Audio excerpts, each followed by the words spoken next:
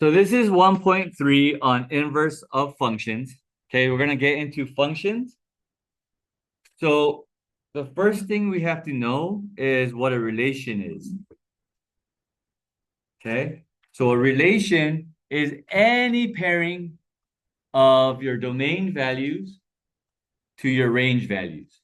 Okay, domain values to your range values, or your x's to your y's, or we're gonna learn inputs versus outputs. Okay, they're all the same thing. So that's what a relation is. Okay, it doesn't matter how many x's go with how many y's. Okay, it's just a free for all. Any pairings would work. But a function is a special type of relationship, a relation that pairs every x value with exactly one y value. Exactly one y value. Okay, so the key part here is it has exactly one y value or range value. Okay, so every x value has exactly one y value. Okay, so other names for these other names for domain and range are inputs and outputs. Okay, or your x values or your y values. Okay, they're all the same thing. Okay. Okay, so I can interchange domain with inputs or domain with x values. Okay. I can interchange domain range, outputs, and y's as well. All right. So inverses are created when you switch the inputs and the outputs. So now your outputs become your inputs and your inputs become your outputs, or your x's and your y's. Okay. Your x values become your y values and your y values become your x values. Inverse operations, right? Inverse. That's how it's created. Okay. And we're going to do a lot more examples on this. So don't worry if you don't understand it. So this is our first example here. Okay. You have a function that pairs the domain value of -4 to -2, 0 to -3, 1 to 2, and then 4 to 1, right? And when we're trying to figure out our inverse, remember, we're just switching the x's and the y's, or the domain and the range, or the inputs and the outputs. Okay? So notice that your range here of -2, -3, 2, and 1 becomes your domain here. They flip the y's with the x, right? And your domain now for your function will become your range for your inverse. All right? So -2 now leads me to say it's -4. My input of -3 will tell me that my output is 0, because here -3 leads me to 0, right? So 2 will lead me to 1, and 1 will lead me to 4. Okay? They're just flipping, switching the x's and the y's, right? Your domain and your range, or your inputs and your outputs. All right? Okay.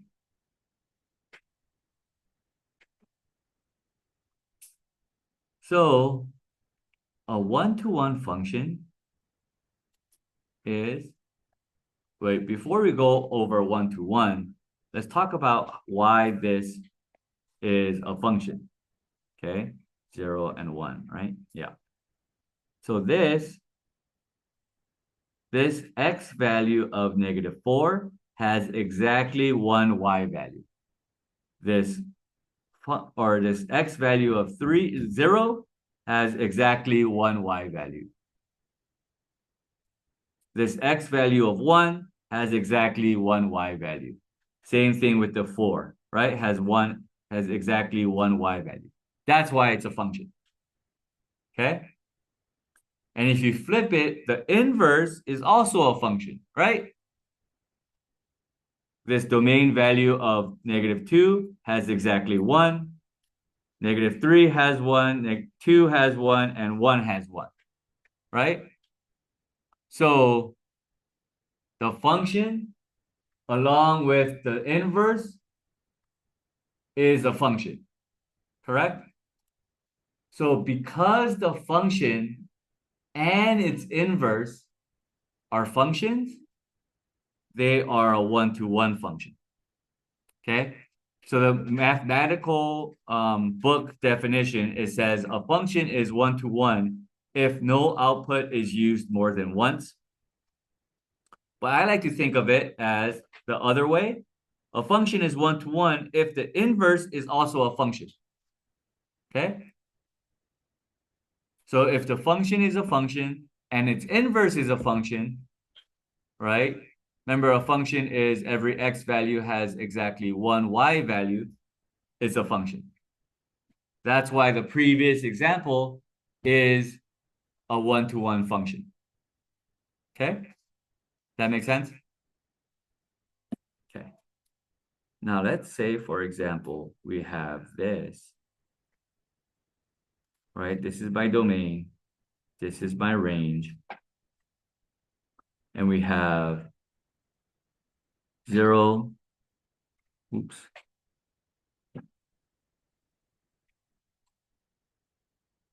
The 0 leads to 3. The 1 leads to 3. And the -1 leads to 4. Okay, let's say we have this relation. Okay? We have that, right? Our domain and our range. Yeah? My question to you is this a function? 1 for yes, 2 for no. The definition of a function is every x value has exactly one y value. Ooh. 1 for yes, 2 for no. Put it up high. I don't care what others think, right? I'm pretty sure it's going to be split. Yeah? So I want to know what you think. 1 for yes, 2 for no. Take a wild guess. 1 for yes, 2 for no. So yeah, it is split, right? Every x value has exactly one y value. That's the definition of a function, right? So is this a function? Well, let's see. This domain value of 0 has one y value. This one domain value of 1 has one y value. And this domain value of -1 has one y value. Yes, it's a function. Okay? It's a function because every single x value here has exactly one y value. Now let's flip it. Taking the inverse, the quickest way to get the inverse of this, and if it's in this setup, right, of the bubbles, just turn this domain into range and turn this range into domain. Okay? And read it from right to left. Now, is this a function? No. Why is that? Why is this not a function? Because of this 3. This 3 value of my domain, right, for the inverse, has 2 y values. Okay? Leads to 2 y values. So now, is this a one-to-one function? No, it's not. Because the inverse is not a function. Okay? Make sense? Questions on that idea? No. Okay.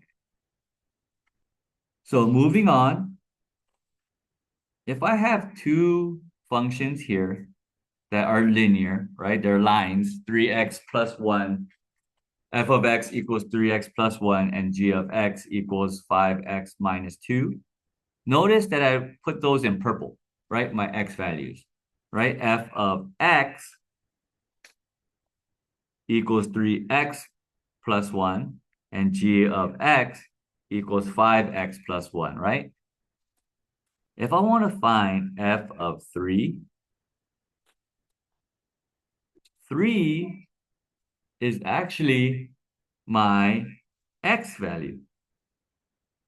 X equals 3, right? Because look at the placement of it. Just look at where it is. Not even math, not even your math brain, right? 3 is inside my parentheses, and x is also inside my parentheses. So x equals 3. And all we're going to do is just plug in 3 into x, right? So this is going to be 3 times 3 plus 1. Yeah. 3 times 3 is 9 plus 1, that's 10. So when I plug in an x value of 3, I get back 10, right? So I can put it in coordinate formation. My x value is 3, I got 10. So 3 comma 10 is my coordinate. Yeah? Make sense? Okay. And then g of -2 is just going to be 5 times -2 minus 2. Okay. So then that's 5 times -2 is -10 minus 2, that's -12. So if I plug in a -2 into g of x, right? If I plug in x equals -2 into this function g, then I get back -12. So -2 comma -12 is my coordinate. Okay. Questions on that idea? Pretty simple, right? Now let's turn this idea and elevate it a little bit with composition of functions. A composition of function is when one function goes into another. Okay? So here is the notation of it. If you guys can see this, right? F of g of x. That's how we say it. F of g of x. Okay? This is f of g of x. Okay? Or we can label it as f open circle g of x. Okay? Both ways mean the same thing. Okay? So just like how we did up here with the 3 and the -2, we're going to plug in g of x into f. How do we do that? Well, f of g of x equals f, let's see, f of, I know g of x equals 5x minus 2, right? So I'm going to plug in 5x minus 2 in for this whole thing right here. So instead of g of x, I'm going to put 5x minus 2. Okay? All right?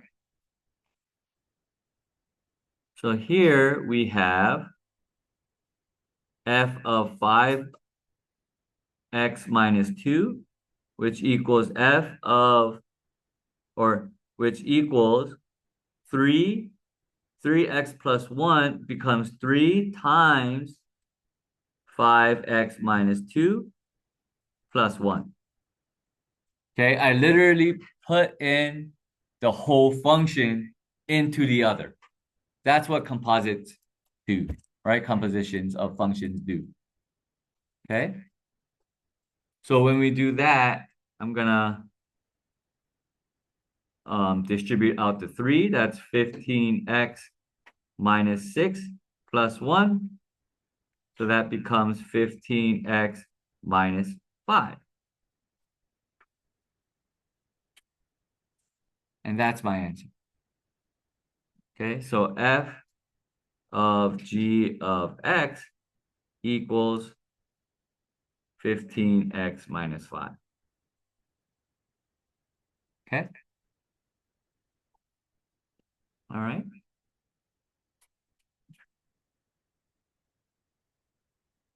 So now going back to the inverse of functions, where it switches our inputs and our outputs, these are just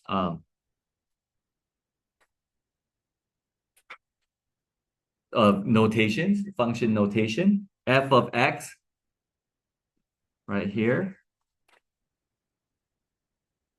is just the function notation, right? And then f to the negative 1 power of x, it looks that way, but we do not say it that way. Okay, that's the inverse notation, inverse function notation. Okay, and we say it as inverse function of f. Okay, the inverse function of f of x. I should put of x here.